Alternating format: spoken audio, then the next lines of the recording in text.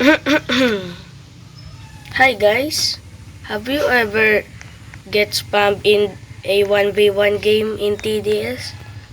Today I will show you how to counter it. So basically guys, go onto your inventory. If you have a pyro or a spylot in your inventory, equip it. Because if someone spam on the PvP in the second wave in PvP, you have it. Just look guys. If you ever encountered any any any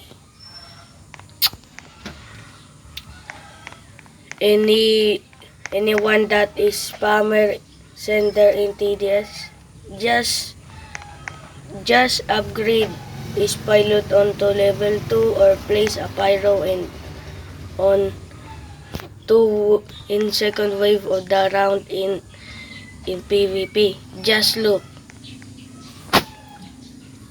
I'm gonna search up a spammer. So this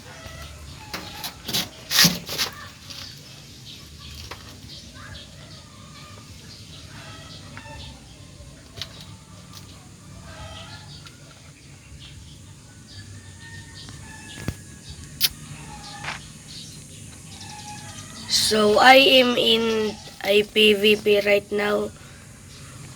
Just look when he spam.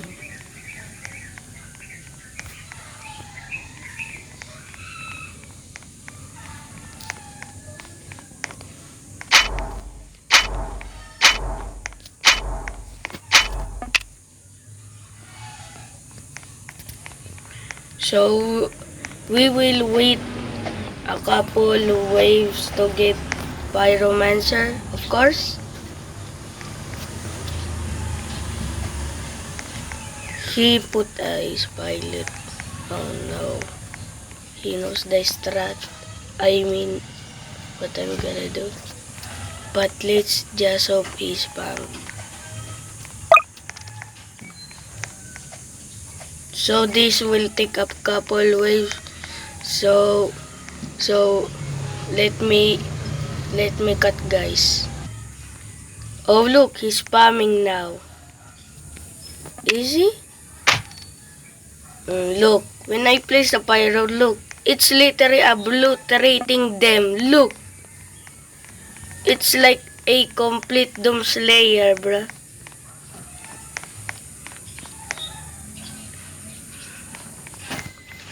This is just for beginning in Pyromancer. So, if someone spam some zombies in the first wave in the beginning, just put a pyro. Oh, look, it's a free money, man. It's a free money. Now, it's time for me to spam.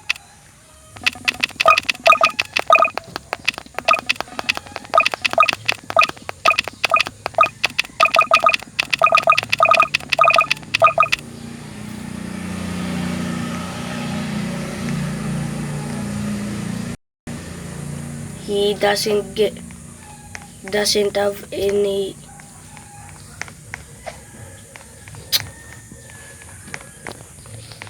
level to his pilot yet. But yeah, that's how you counter it with pyro.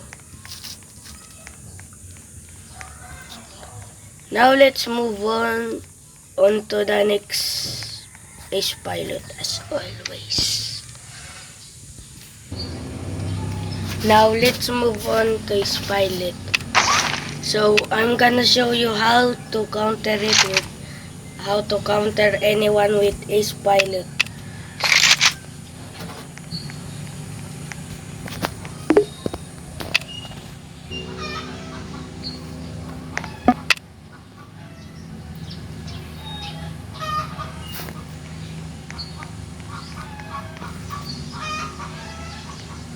So this is how you counter anyone that is spamming with zombies in Tower Defense Simulator. Place a level 1 is pilot. Since I don't wanna keep you guys keep waiting, I will just pause. So let me get my level 2 is pilot. Now let's wait if he spam.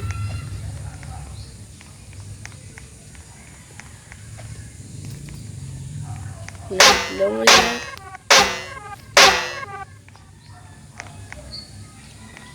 no, it's not spamming yet.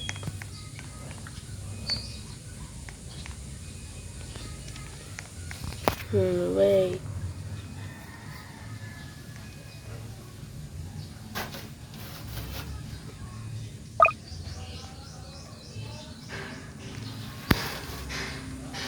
So another skip here because he's not spamming. Let me pause again. Since the last guy didn't spam some zombie guys, well, yeah, that's how you counter them with if they are spamming zombies in your game. If you ever countered anyone with that, just use Ace Pilot or Pyro or something. Cause when they spam zombies, you know, when one bull, if you don't have this tower, you should grind for it. Cause if you want to really defeat anyone in PvP, better go and go it out. So bye guys.